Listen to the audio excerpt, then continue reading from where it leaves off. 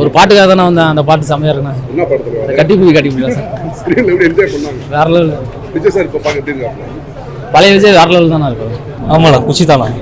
எப்படி என்ஜாய் பண்ணீங்க? சூப்பரா இருந்துச்சுண்ணா, படம் சூப்பரா இருந்துச்சு. ஏன்னா ஆம்பியன்ஸ் தான் யாரும் இல்ல, தியேட்டர்ல ஆடியன்ஸ் இல்ல, தனியா வந்து பார்த்துட்டு தனியா போயிட்டு இருக்கேன் இப்போ.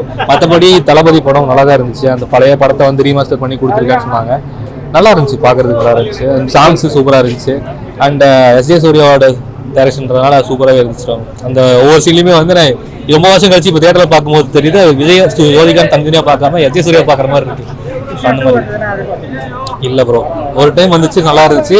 இன்னும் 100 தடவை கொடுத்தாலும் இந்த படத்தை நான் பார்த்துக்கிறேன். இன்னொரு டைம் வேற படத்தில் வரும், இதே நல்லா இருக்கு. என்ஜாய் பண்றதுக்கு என்ன ப்ரோ இருக்கு? இல்லை யாருமே இல்லை ஒரு தியேட்டர்ல தான் சொல்லிட்டு இருக்கேன். நான் மறுபடியும் யாருமே இல்லை. மேபி சாட்டர்டே சண்டே வந்தாங்கன்னா இதுக்கப்புறம் ஆடியன்ஸ் வந்தா நல்லா இருக்கும்னு நினைக்கிறேன். ஆம்பியன்ஸ் இல்லாம கொஞ்சம் போர் அடிக்கிற மாதிரி தான் இருக்கு. இதுக்கு அவ்வளோ இல்லை ப்ரோ.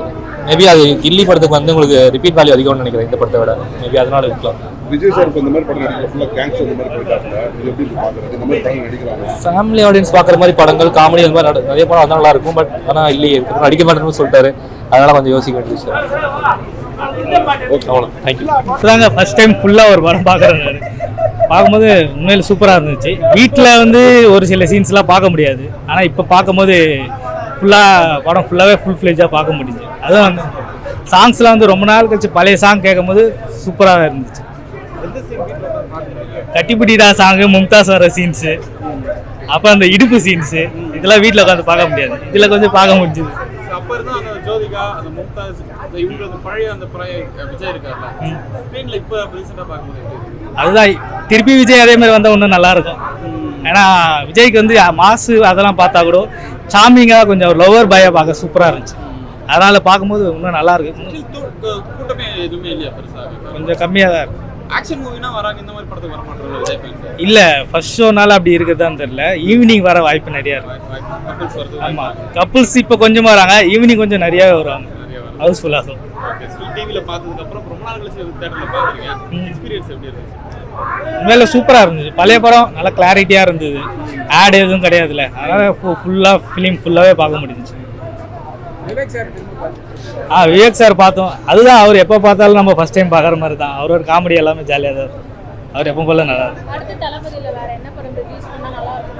அடுத்தது தளபதி லவ் ஃபிலிம்ஸ் கொஞ்சம் நிறையா பார்த்துட்டோம். குஷி அந்த மாதிரி சச்சின்லாம் பார்த்தோம். சரி, மாஸ் ஃபிலிமாக துப்பாக்கி வந்தால் கொஞ்சம் நல்லாயிருக்கும். ரீரிலீஸ் பண்ணாங்கன்னா கொஞ்சம் நல்லாயிருக்கும்.